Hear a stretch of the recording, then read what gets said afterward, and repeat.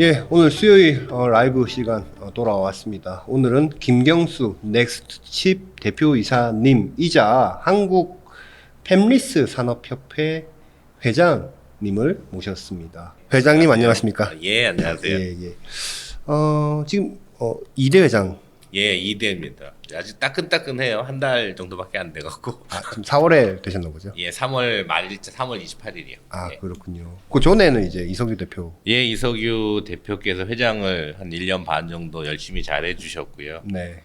제가 이제 올해 초부터 네. 이제 회장을 맡게 됐습니다. 팹리스 산업협회는 만들어진 지 얼마 안 됐죠. 그렇죠. 뭐 저희가 만 한 2년 정도. 네. 그러니까 아직 이제 협회 설립부터는 오래된 협회는 아니고요. 네. 하지만 이제 시스템 반도체 뭐 중요성은 뭐 요즘은 정부부터 언론부터 많은 네. 중앙부처도 말씀이 많으셔서 네. 중요성에 대한 인식은 갖고 있고요. 네. 그런데 이제 이게 팬디 산업협회가 옛날처럼 그냥 칩 하나를 설계한다는 컨셉이 아니거든요. 어떻게 보면은 칩 설계도 중요하고 여기 파운더리도 중요하고 또 테스트, 오사트 패키지까지 네. 여기에 또 중간에 시스템 소프트웨어까지 상당히 광범위한 플랫폼을 갖고 있는데 네. 이것들의 기술 트렌드가 상당히 엄청나게 빠르게 변화가 되고 있거든요. 네. 그래서 이런 변화 속에 있는 팬리스 기업을 좀 더 딥하게, 좀 더 집중적으로 네. 한번 키워야 되지 않겠냐 해서 만들어진 게 팬리스 산업협회입니다. 지금 몇 개의 회원사가 지금 한 130여 개 회원사를 지금 보유하고 있고요. 대부분 다 들어와 있는 겁니까? 아니면 아직 가입 안 돼 있는? 저희가 보기에는 팬리스만 뿐만 아니라 저희가 IP 기업들, 네. DSP 기업들까지 130개가 돼 있고요. 예. 칩리스까지 포함해서. 그렇죠. 네. DSP는 이제 칩리스라고 표현할 수도 있죠. 네. 여기에 저희가 아직까지는 최종 확정은 안 됐지만 저희 또 팬리스랑 비즈니스 관계상에 뛸래야 뛸 수 없는 파운더리들이 존재합니다. 대한민국에서. 파운더리 기업도 저희가 정중히 가입을 요청을 드리려고 지금 준비 중에 있고요. 지금 안 돼 있군요. 예, 아직 네. 안 돼 있고 네. 제가 1차 말씀은 드렸고 네. 이제 내부에서 결국 이제 파운더리의 생태계가 대한민국에 있다는 것도 엄청난 장점이거든요. 그렇죠. 근데 과연 그걸 우리가 잘 효율적으로 국가 차원에서 잘 활용을 하고 있냐 살짝 퀘스천 마크가 있어서 파운더리 업체들도 저희가 한번 초대를 할 생각 갖고 있고요. 네. 이제는 요새 뭐 칩넷이라는 단어 나오지만 오사티의 중요성이 점점 커지거든요. 패키지. 예, 패키지 앤 테스트죠. 네.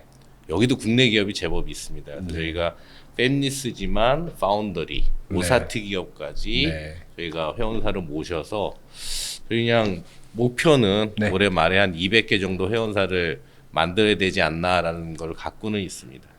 파운드리나 테스트와 패키지 하는 회사들은 팹리스가 또 고객 아닙니까?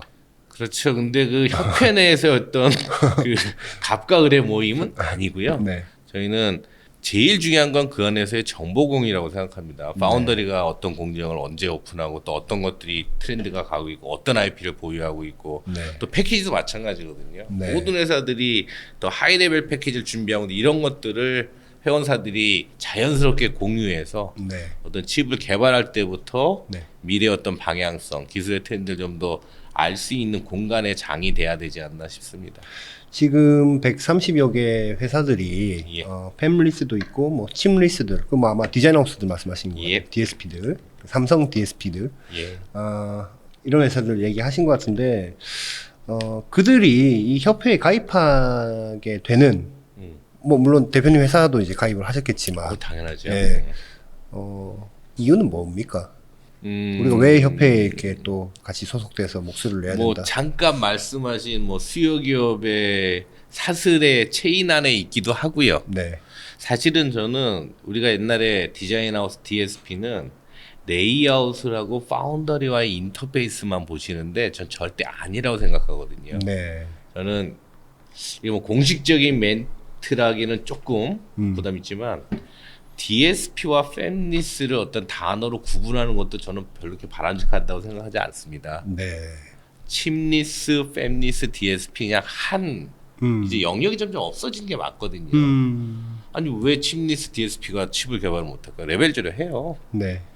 거기에 가장 중요한 IP나 이런 것들도 나름대로 많은 정보를 갖고 있거든요. 네. 그죠? 뭐 DSP가 저희 쪽에 있는 이유 중에 하나는 또 저희 회원사에 있는 IP가 DSP에 자연스럽게 포팅돼서 비즈니스 연결되고 네. 팬리스 기업들이 DSP 통해서 또 파운드리를 들어가고 이런 것들이 한 장에서 공유되는 면에서는 뭐 DSP도 나쁘지 들어오는 것에 대해서 크게 네.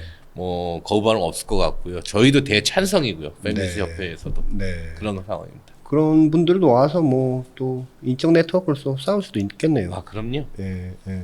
지금 그 뭐 정기적으로 뭐 이렇게 이런 걸 하십니까? 뭐 활동들, 정기적 활동이라든지. 아 협회에서요. 네. 그래서 뭐 제가 올해 이제 한 달 정도 됐는데 네. 이제 정기적인 협회 내 회원사들의 활동 중에서는 저희가 테크 대회를 할 생각을 좀 갖고 있어요. 아 예. 예를 들면 네.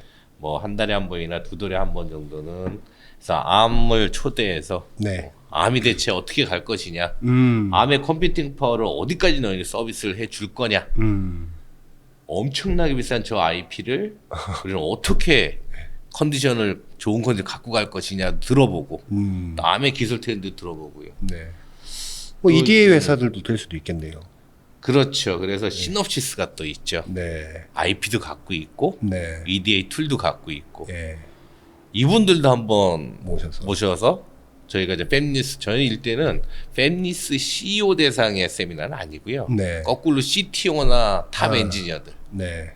왜냐하면 이게 협회가 CEO들만의 모임이 되면 절대 안 된다고 생각하거든요. 거기에 걸맞는 기술적인 거는 암을 초대하고 또 신업실 초대해서 한번 들어보고 또 이제 IP 저희 회원사 중에 IP를 하는 회사들은 아는 사람은 알 수 있지만 사실은 대한민국에 어떤 회사가 어떤 IP를 갖고 있는지 잘 모를 수도 있어요. 그렇죠.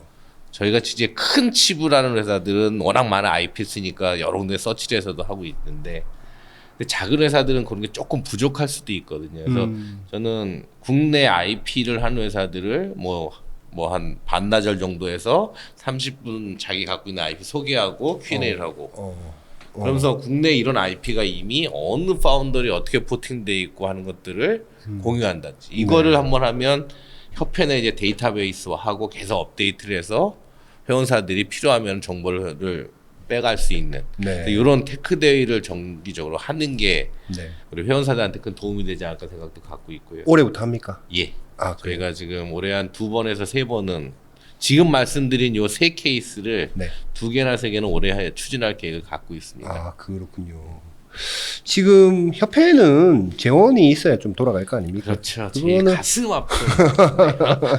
재원은 어떻게 십시일반 하십니까? 아니면 뭐... 아직까지는 저희가 십시일반 포션이 많고요. 네. 그래서 뭐 회원사들의 뭐 연회비라든지 임원회비로 운영되는 게 아직은 네. 상당히 비중이 많고요. 네. 그래도 올해는 저희가 이제 정부 과제를 네. 아직 최종 결정 안 났지만 한 서너 건 좀 진행을 좀 하고 있습니다. 그래서 아, 주관으로요? 예, 주관도 있고 참여도 있고요. 아, 그래요? 네. 예, 그렇게 되면은 잘 되면 네. 저희가 잘 되면 이거 한 5억 정도는 올해 어떤 과제로서의 수입을 갖고 올 수 있고요. 네. 근데 저희가 아무래도 협회다 보니까 네. 일부는 R&D 부분도 있지만 어떤 운영이나 있죠. 이런 프로세서를 해주는 쪽에서의 받는 그런 과제들도 잘 되면 한 4, 5억 정도 올해 예산에 큰 보탬이 될 수 있을 거는 같습니다. 지금 뭐 임원사들이 다 있지 않습니까? 예.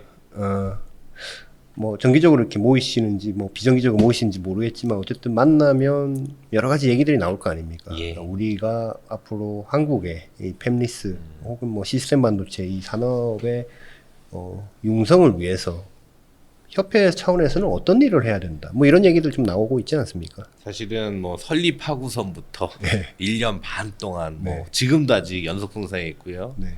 이런 얘기가 많이 나오고 있습니다. 근데 이제 팹리스 산업이란 게 단어 자체는 팹리스라고 해서 되게 작게 보일지 모르겠지만 사실 이 팹리스를 싸고 있는 뭐 SCM이 됐던 플랫폼은 상당히 주변국까지 큰 범위거든요. 네. 뭐 시스템 반도체 정도 되는 그런 큰 단어라고 생각을 하고 있습니다. 그래서 1단계는 제가 잠깐 말씀드린 파운더리부터 뭐 오사트까지 전체 플랫폼을 만드는 게 협회의 1단계 미션이고요. 네. 이런 미션이 형성됐을 때에 제가 뭐 이사회를 통하던 총회 너무 크게 이사회 정도로 해서 fem니스가 추구해야 될 비전 미션은 다시 한번 설립을 할 계획을 갖고 있어요. 5월 네. 중에요. 네. 그래서 저는 이 대표들의 모임보다는 네. 이분들 워낙 다 바쁘셔갖고 그래서 조금 어떤 미션이나 이사회를 통해 정해지면 제일 중요한 게 공유거든요. 네. 그게 좋은 정보든 나쁜 정보든 네. 뭐 그런 거는 지금보다 더 활성화시키고 비전 미션이 달성되면 이거를 당연히 협회 내 회원사들에 대한 공유도 중요하고 이거 그대로 저희 중앙부처 쪽에도 계속 어나운스할 생각을 갖고 있어요. 네. 저희 한국팬산업회가 독특하게 산업부, 과기부, 중기벤처부 세 군데 등록이 된 협회예요. 그렇군요. 보통 예전에는 이제 산업부 한 군데인데 그래서 어쨌든 등록을 해주셨으면 책임을 져줍사 한번 또 부탁을 해야 되지 않을까. 네. 그 대신 네. 저희가 좋은 플랫폼을 갖고 가야 돼요. 네. 그냥 앉아서 뭐 주세요가 아니라 우리는 이렇게 할 계획을 갖고 있고 이러기 위해서 이런 과제들이 수행이 필요하다라는 거를 잘 준비해서 네. 중앙부처 뭐 넓더 덜피면 지자체까지도 저희 생각을 잘 전달해서 저희 생각이 잘 만들어질 수 있는 어떤 기획, 자금 이런 것들도 얻어내야 되는 게 또 협회 숙제 중에 하나고요. 비전과 미션은 이제 5월 중에 이달 중에 이제 뭐 좀 예. 정하신다고 했는데 있는데요. 네. 조금 다듬어서 다듬어서 더 멋지게 한번 해보려고요. 그러면 뭐 그거는 이제 정해지니까 지금 오늘은 말씀 못 하실 테지만 나중에 뭐 발표하시면 이제 보도가 되겠지만 예. 대략의 어떤 뭐 요구들이 있을 거 아닙니까? 뭐 니즈라든지 뭐 사람이 좀 모자란다든지 뭐 아니면 뭐 과제에 대한 것들 뭐 정부 지원에 관한 것들 뭐 파운드리와의 어떤 뭐 이런 뭐 그건 직접 추진하시지만 뭐 그런 거 몇 개만 좀 얘기를 좀 해주시죠. 사실은 이제 뭐 옛날 지난 정권부터 이제 판교가 네. 성남이 네. 시스템 반도체 클러스터 지역으로 일단 책정이 됐고 네. 현재 정부도 그걸 이어는 가고 있어요. 네. 아니다라고 뒤집진 않고 있어요. 네. 그렇기 때문에 저희 판교는 팹리스 시스템 반도체 클러스터의 베이스가 될 거고 네. 안타까운 거는 네. 이게 벌써 꽤 오래 전부터 국토부승이 끝나고 경기도 내려오고 GH 끝나고 성남시까지 뭐 오. 했는데 네. 아직도 이거다 여기다 이만큼이다라는 숫자가 아직도 안 나와요. 웬웨어리 안 나오는 거죠 한마디로. 네. 이 러프하게는 가는데요. 네. 저는 불확실하다고 생각해요.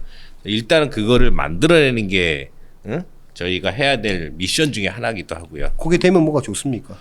이거죠. 시스템 반도체 클러스터 저희는 이렇게 요청을 하고 있어요. 네. 부지를 2만 평을 주면 네. 거기에 우리가 기업들이 건물을 짓던 아니면 중앙에서 뭐 정부 차원에서 건물을 줘서 여기에 인큐베이팅을 하던 기존 기업들이 들어오고 여기에 저는 오사트의 테스트베드까지도 만들 생각을 갖고 있거든요. 한 곳에 다 모은다라는 거군요. 그죠? 어쩌면. 그렇다고 모든 걸 다 모을 수는 없고 네.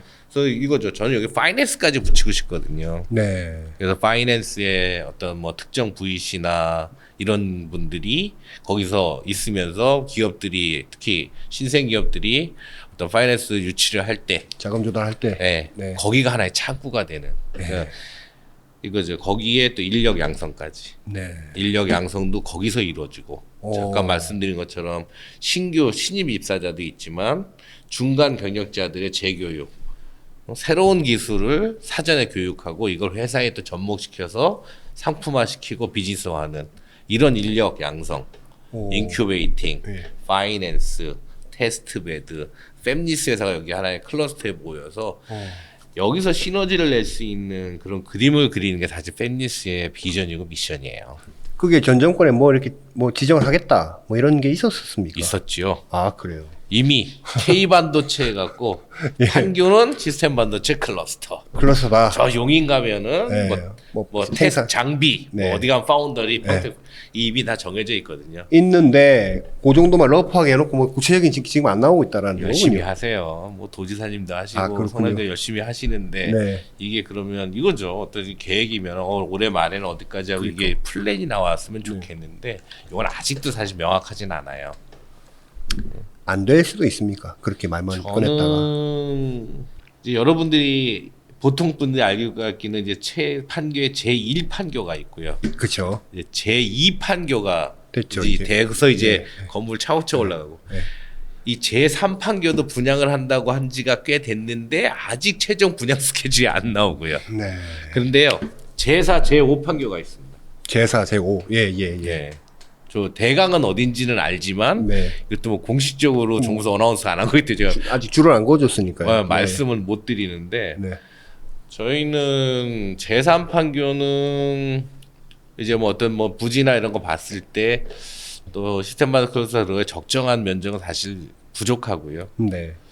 거꾸로 제4판교를 빨리 유치하면 거기는 그래도 조금 더 저희가 들어가는 입지 조건이 좋은 환경이 있어서 그런데 정해지면 제가 말씀드린 2만 평 정도가 정해지면 거기에 정말 시스템 반도체 클러스터를 협회가 하나하나 조목조목 잘 계획을 세워서 한번 만들어보고 싶은 그런 계획을 갖고 있습니다. 마치 과거에 뭐 한국 반도체 협회가 뭐 저기 뭐 일부 이렇게 한 것처럼 뭘 했나요? 뭐 이판교 때 뭐 막 이렇게 같이 중앙에서 좀 뭐 있죠. 컨소시엄 하고 그러지 않았습니까? 예. 해서 뭐 교육이라든지 일부 네. 뭐 테스트 뭐 이런 거 정도 했는데 네. 저희는 그게 전체가 하나의 플랫폼처럼 돼줘야 의미가 있지. 단발성으로 교육 뭐 2년 3년짜리에서 뭐 1년에 30명 50명 교육하고 여기는 요구하고 요거는 안 하는 것보단 당연히 난데 네. 제가 보기에는 효율성이나 아니면은 명분이나 정말 이제 양적 질적 성장에는 한계가 있지 않나 싶은 생각을 갖고 있어서요. 네. 그런 거를 같이 채워주고 싶은 그런 교육, 그런 플랫폼, 그런 클러스터를 만들고 싶은 거죠. 협회 차원에서 뭔가 그거에 좀 힘을 많이 쏟으시겠다는 얘기로 예. 받아들이면 되겠습니까? 지금 넥스트 칩과 또 뭐 회사 NCN이라는 회사도 있고요. 예. 펜리스 사업 굉장히 오래 하신 소위 말하는 대한민국 1세대 펜리스 1세대고요. 창업자이시고 네, 네. 1세대 꽤 많이 있었죠, 회사들이. 예. 이제 뭐 이렇게 손을 탄 경우도 있고 없어진 회사도 있고 뭐 주인이 바뀐 경우도 있고요. 유일하게 살아남은 제일 오래된 회사가 넥스트칩입니다. 아 그래요. 네. 저희가 97년 5월 13일이니까 네. 혹시 저보다 먼저 세운 회사에 나와주세요. 우리 또 서강대 후배님들도 또 많이 있지 않습니까? 또 선배님들도 많아요. 선배님도 많습니까?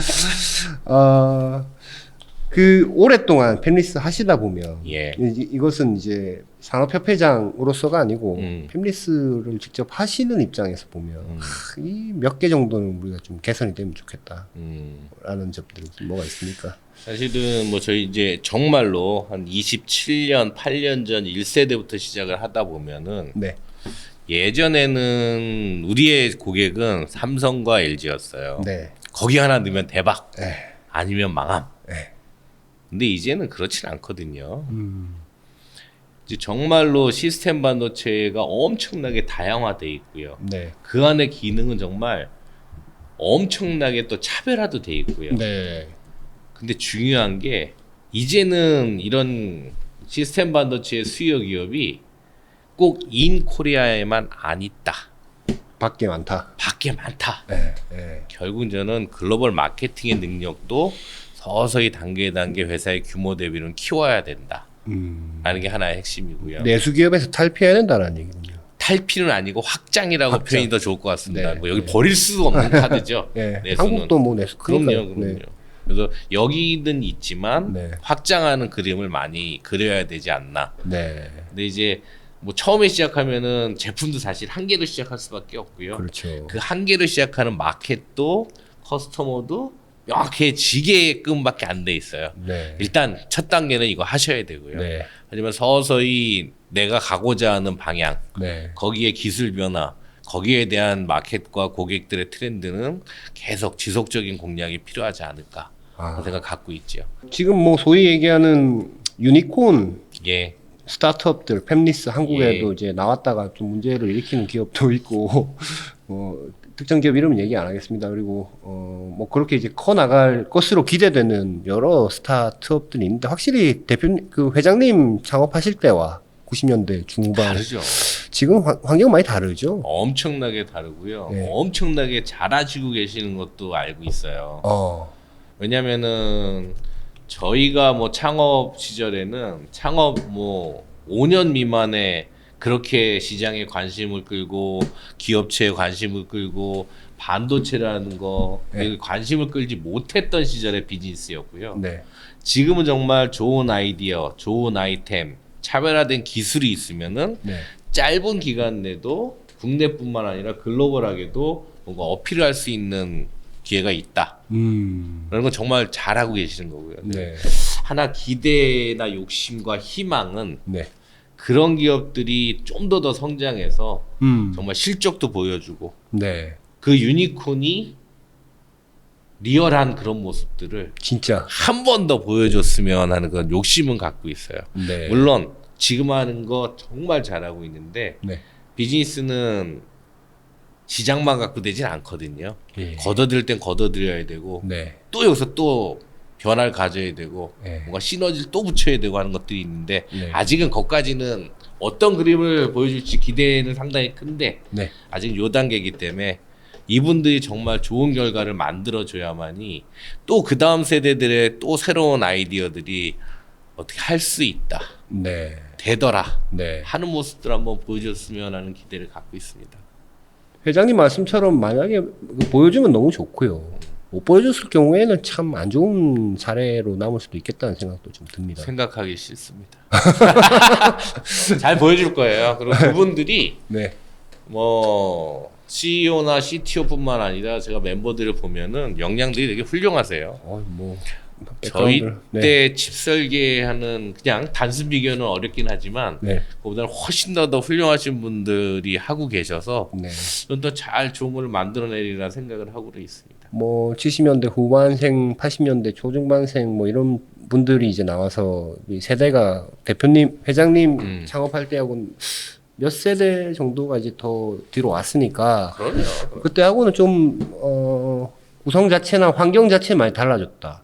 그리고 자금을 조달하는 측면에서도 90년대 후반에는 자금 조달은 어떻게 했습니까? 그때 뭐 VC 이런 게 뭐 활성화돼 뭐냐, 있었습니까? 저희 넥스칩 같은 경우는 네. 상장 전까지 투자를 한 개도 안 받고 상장을 했고요. 아, 그럼 내가 다 벌어서 네. 그걸 쓰고. 당연히 감사하게도. 네. 근데 그때는 그 옛날 DJ 정권 시절에는 뭐 벤처 기업을 5천 개 만들겠다. 이게 예. IMF 이후입니다. 예. 90년 말까지. 그래서 여기 그때는 VC한테 돈을 못 받으면 병신 소리 듣던 시절. 아, 그만큼 VC 투자가 많았던 시절이에요. 90년대 후반. 소위 버블. 그렇죠. 예. 뭐 몇 개 또 있다가 또 이렇게 예. 안 좋은 모습 보이는 회사도 있었지만. 네. 그래서 그때는 뭐 투자는 그 수준에 맞는 투자는 제법 많이 있었던 시절. 네. 현재 지금 뭐 FI 쪽에서 보기에는 이 시스템 반도체를 아직 매력적으로 보진 않으셔서 안타까움을 갖고 있는데 네. 아까 잠깐 말씀하신 유니콘 기업들은 네. 그래도 엄청난 밸류를 받고 R&D 할 수 있는 기본 시드머니들은 많이 확보하고 가고 계시는 거거든요. 그렇죠. 그게 또 받쳐줘야만이 네. 아까 말씀드린 성과도 달성하는데 큰 도움이 되겠죠. 지금 활약하고 있는 기업들이 어쨌든 잘 되어야 그 다음도 그럼요, 좋은 기회들이 당연히. 많이 생길 수 있다라고 평가하시는 네. 거군요. 우리가 생각하지 못한 기술 변화가 또 있을 거예요. 지금은 뭐 이제 AI라는 단어, 뭐 AX 뭐 이런 쪽 단어지만 네. 5년 10년 후에는 또 다른 단어가 나올 수도 있어요. 기술이라는 데는. 그렇죠. 그래서 저는 그런 거를 좀 빨리 접하는 뭐 신규 기업들이라든지 더 젊은 어떤 기업의 욕망, 사업의 욕망, 기술 발전의 욕망을 갖고 있던 분들이 또 다른 모습 한 번 더 보여줄 수 있지 않을까 하는 기대는 갖고 있습니다. 지금 그 시스템 반도체를 잘하는 기업들은 전통적으로 이제 미국 기업들이 대기업들이 되게 많고요. 뭐 퀄컴, 인텔도 뭐 지금 모습은 뭐 파운드리 생산 부분 나누고 설계를 좀 나누고 있고 AMD 뭐 엔비디아 뭐 브로드컴 뭐 등등등등 굉장히 많은 게 이제 미국 원래부터 잘했던 반도체 원조니까요. 대만도 참 그 미디어텍이라든지 잘하는 기업들 뭐 디스플레이 관련된 그 칩 하는 회사들 굉장히 많은데 네. 한국은 어떻습니까? 이 한국은 대표님 회장님 보시기에 팹리스하기 좋은 토양이 맞습니까? 제가 그냥 아쉬운 부분은 이런 게 있어요. 잠깐 이제 대만 같은 경우는 미디어텍이라는 데를 말씀해 주셨는데 네. 미디어텍은 TSMC의 투자를 많이 받은 기업이에요. 거의 뭐 자회사처럼 돼 있어요. 네. 그리고 이제 그렇군요. 미디어텍이 옛날에 엠스타라는 네. 파운드 기업이 있었고 팹리스 기업이 있거든요. 두 개 또 합병을 해서 만든 회사예요. DTV 칩하던 예. 거에서. 네. 그 삼성 TV에 많이 들어갔어요. 모닝스타께. 네. 지금도 LG 거에 많이 들어가는 예. 것 같은데. 네. 이거죠. 이상하게 대한민국은 물론 이제 대기업의 뭐 순환출자 이런 규제적으로 묶여 있는 건 많은데 좀 더 큰 대기업이 M&A나 투자를 통해서 가능성 있는 시스템 반도체를 더 성장시킬 수 있음에도 불구하고 그냥 VC 하나 조그만 거 갖고 그냥 이렇게 흉내만 내주시는 것도 있어요. 뭐 사연이 많겠죠. 뭐 대기업인데 왜? 그리고 사실은 저는 아까 협회에서 비전 미션 중에 하나 살짝 들 말씀드린 게 M&A입니다. 대한민국에 뭐 300여 개 팹리스 기업이 있다 하더라도 혼자서 우리같이 큰 칩을 하기가 정말 어렵거든요. 네. 그러면 차별화된 독자적인 기술들이 합쳐졌을 때 시너지가 있고 시장 경쟁력이 있다면 저는 대한민국에서도 이제 M&A가 활성화돼야 된다고 생각을 하고 있어요. 네. 그래서 아까 제가 말씀드린 판교의 시스템 반도체 클러스터가 형성되면 여기에 그런 팹리스 기업들이 가깝게 서로 공유하고 정보 경영 기술을 서로 협력해서 새로운 제품을 만들어낸 케이스 한 번, 두 번 보여주면 네. M&A도 저희는 거쳐야 될 과정 중에 하나를 생각하고요. 네. 대한민국 M&A가 참 어려워요. 크던 작던 회사나 갖고 있으면 지 건지 알고 네. 회사를 넘기면 영혼을 파는 줄 알고 더 큰 파이와 더 큰 시너지보다는 네. 그래서 그런 안타까움은 있지만 근데 뭐 사는 사람도 그 핵심 몇 명만 빼오면 되지 뭐 이런 생각을 갖고 있는 경우들도 그래서 예. 그래서 문제가 FI예요. 파이낸스예요. 네. 이게 뭐 모태 펀드가 됐던 네. 약간 정부 차원의 자금이 됐던 네. 아니면 요즘 뭐 자금은 많이 있으니까 네. 뭐 PF가 됐던 네. 저는 이런 자금이 베이스가 되고 좋은 기업들이 양쪽 회사가 뭐 합쳐서 뭔가의 제품 냈을 때 시너지가 있다 그러면 M&A를 과감하게 해야 되는 토대를 만들고 싶은 거죠. 네. 왜냐면 이제 기술이 엄청나게 복잡해졌기 때문에 이제 한두 가지 기술로 시장에서 반도체 제품 성공하기가 상당히 어렵습니다. 그럼 코어 기술을 갖고 있는 회사들이 뭐 M&A를 하던 뭐 홀딩스를 만들어서 밑에 있던 이런 그림으로 가서 글로벌 경쟁력을 갖고 있어야 되거든요. 뭐 TSMC, 뭐 미디어텍, 엔스타를 잠깐 말씀드렸지만 그거 대비로는 한국은 어떤 뭐 대기업의 낙수 효과 뭐 이런 거 기대하기 어렵기 때문에 우리가 거꾸로 밑에서부터 만들어야 되지 않냐. 그래서 글로벌 경쟁력의 회사를 만들어야 되지 않냐는 생각 하나 갖고 있고요. 네. 뭐 엔비디아부터 퀄컴, 브로드컴 다 팹리스 기업들이에요. 사실은 네. 파운더리 없어요. 아까 네. 인텔 잠깐 말씀하셨는데 아직까지는 IDM이 맞고요. 네. 인텔은 그래서 지도 이제 파운더리 팹 조사하겠다고 그러는데 좀 더 지켜봐야 되는 거고요. 근데 사실은 대한민국 파운더리가 있는데 삼성도 있고 SK 하이닉스도 있고 동부 혜택도 있는데 사실 이분들의 메인 고객은 국내 팹리스가 아니라 글로벌 기업들이에요. 그렇죠. 그래서 저희는 이제 그래도 한국의 시스템 반도체는 성장을 해야 되니까 저희가 많이 말씀드리고 해서 저희 팹리스 기업도 뭔가 혜택을 받을 수 있는 그런 걸 계속 만들어 나가고 있고 해서 그렇게 글로벌하게 나가려고 한다면 뭐 아까 잠깐 여쭤보신 국내 대체 시스템 반도체 레벨이 어떠냐 그러는데 지금은 이게 크게 보면 몇몇 회사들을 보면 뭐 저희 넥스트칩도 포함해서 결국 그 시장 중에 하나가 이제 자동차 시장이에요. 네. 이제 자동차는 전기차와 자율주행이란 테마로 넘어가는 순간 컨슈머 제품입니다. 이제 컨슈머 제품으로 마인드 생각하시면 아주 쉬워요. 네. 휴대폰에 배터리 있고 UI 있고 CPU 들어가서 하듯이 자동차도 그 테두리를 안 벗어날 거예요. 네. 단 모터가 있다는 거. 모타. 네. 뭐 그 정도지. 네. 나머지 뭐 편의성은 컨슈머 제품화 될 겁니다. 그래서 뭐 국내에 뭐 T사도 있고 뭐 넥스칩도 있고 이제 몇몇 회사들이 오늘도 모듈 회사가 이제 글로벌한 네. 티어의 뭐 티어랑 OE의 어떤 모듈이죠. 세트를 납품한 것. 결국 자동차가 글로벌하게 접근할 수 있는 단기적인 거는 제일 크고요. 네. 왜냐면은 재밌는 게 이제 현대 기아 자동차가 이제 글로벌하게 한 3, 4위쯤 합니다. 네. 생산 대수로. 네. 1위 토요타, 작년 1,000만 대 좀 넘고요. 폭스바겐 900만 개 후반대고요. 네. 뭐 GM, GM. 현대기아, 네. 스탈란티스 얘네들이 넘버 5 안에 드는 애들이거든요. 근데 저희 넥스트 칩도 이쪽과 계속 비즈니스를 하고 있고 진행되는 것들이 있듯이 왜냐면 그렇게 해서 한 군데가 정해지면 볼륨이 상당히 차이가 크거든요. 네. 그게 시스템 반도체든 이거를 모듈 형태로 하던. 그래서 저희는 자동차 시장 쪽에는 뭐 2, 3년 내로는 그렇게 실제로 네.